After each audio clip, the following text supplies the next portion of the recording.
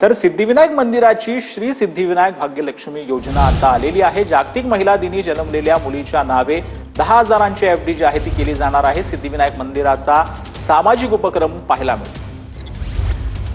जागतिक महिला दिनी संपूर्ण राज्यामध्ये जन्मलेल्या मुलींच्या नावे सिद्धिविनायक मंदिर 10,000 रुपयांची एफडी करणार आहे। खरं तर 8 मार्च रोजी संपूर्ण राज्यामध्ये ज्या मुलींचा जन्म झालेला आहे त्या मुलींच्या नावे त्यांच्या आईंच्या नावे 10,000 रुपयांची एफडी सिद्धिविनायक न्यास मंदिर करणार आहे असा निर्णय काल बैठकीमध्ये घेण्यात आलेला आहे। खरं तर 8 मार्च रोजी जागतिक महिला दिनी ज्या मुलींचा जन्म झालेला आहे त्या मुलींच्या नावे 10,000 रुपये एफडी करण्याचा निर्णय सिद्धिविनायक मंदिराच्या वतीने घेण्यात आलेला आहे।